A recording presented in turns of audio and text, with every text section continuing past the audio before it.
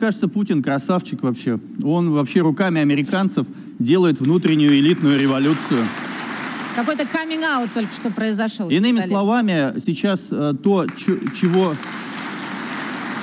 ждут от Путина, такого, значит, тирана, который, значит, за 18 лет ничего не сделал в стране с экономикой и так далее. Олигархи, которые теперь не олигархи, которые мучают страну, вывезли $1,5 триллиона, жировали, покупали яхты или что-то еще. Он сейчас руками американцев их всех потихонечку и зажмет. Которые, в принципе, в какой-то момент уже стали управлять системами, полностью подчинившись Соединенным Штатам Америки. Ведь мы же постоянно говорим, что мы под ЦБ, Центральный банк находится под Федеральной резервной системой США, что Министерство финансов контролируется у нас из Вашингтона. Никита Олегович. Ну, это постоянно говорят разные хулители либералов во власти. Ну и вот, соответственно, таким образом Путин сейчас начинает зажимать этих ребят, которые с яхтами прыгали и не обращали внимания и управляли олигархией здесь. Сургутнефтегаз, Мордашов, который был главным экспортером в Соединенные Штаты Америки, за счет чего мы рассказывали, что у нас растет экспорт в США.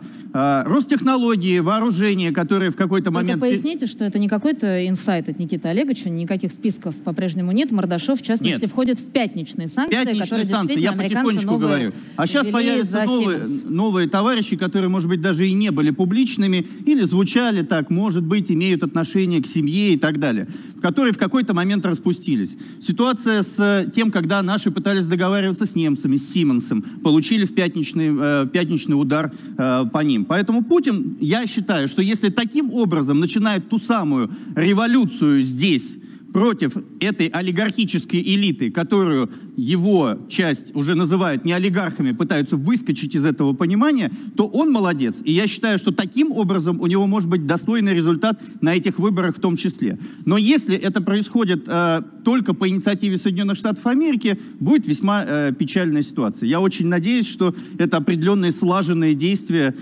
лично Путина или его самого ближайшего окружения по переговорному процессу с Соединенными Штатами Америки. Западня для американской власти. Вот, может, меня Андрей Владимирович здесь поддержит в том смысле, что, смотрите, если, например, сейчас публикует Минфин списки, сегодня это будет, мы точно знаем, и будет хоть какой-то намек на то, что деньги, которые сюда пришли от фигурантов этого списка, грязные, это выведенные деньги, они незаконные и так далее и тому подобное. Американская система сама себя приводит к тому, что она предвзята, что она не работоспособна. Потому что если вдруг зашли какие-то грязные деньги в Америку из России, от этих русских, так почему вы об этом раньше не сказали? Почему вы ждали какого-то санкционного указа? Почему вы ждали каких-то распоряжений Трампа и Конгресса о том, чтобы опубликовать сообщение о грязных или каких-то там еще деньгах?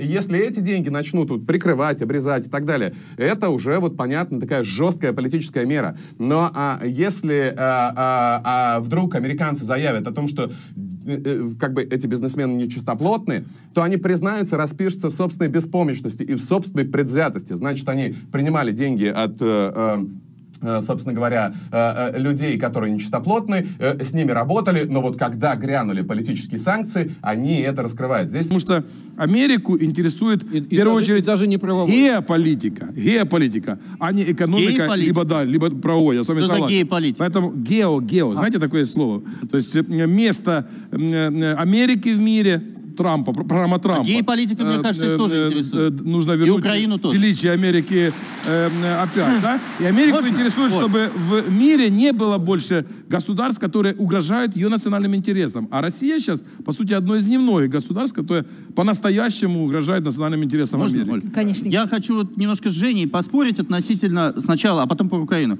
относительно того, что есть некая ловушка по поводу наших денег, которые незаконно туда попали, были черные, значит, laundry money и так далее. никаких проблем. Мы еще пару лет назад обсуждали, как Катар и Саудовская Аравия держат в Соединенных Штатах Америки 600 миллиардов долларов и спонсируют международный терроризм. Кто-то осудил Саудовскую Аравию или Катар? Никто этого не осуждал. Трамп ездит и рассказывает, как здорово. Да вообще, все деньги, которые оказались на Гудзоне или там в Темзе, англосаксы совершенно спокойно забирают, неважно какой... На Потомаке, здесь, на Потомаке. Гудзон все-таки в другом городе. Там на Потомаке. Но на Гудзон, потому что большое яблоко, бабки-то там, все же это отлично понимают. А здесь так просто сидит товарищ, который даже не особо любит в Вашингтоне проживать, ему больше нравится жить в Нью-Йорке, о чем мы говорили. А также деньги Каддафи, Хосни Мубарака, Хусейна. Вы же отлично помните, как эти деньги закрывались, несмотря на то, что до какого-то момента все международные лидеры, и Соединенные Штаты Америки, и Саркози с тем же Каддафи выстраивал замечательные отношения, а потом вдруг оказалось, что деньги таковы.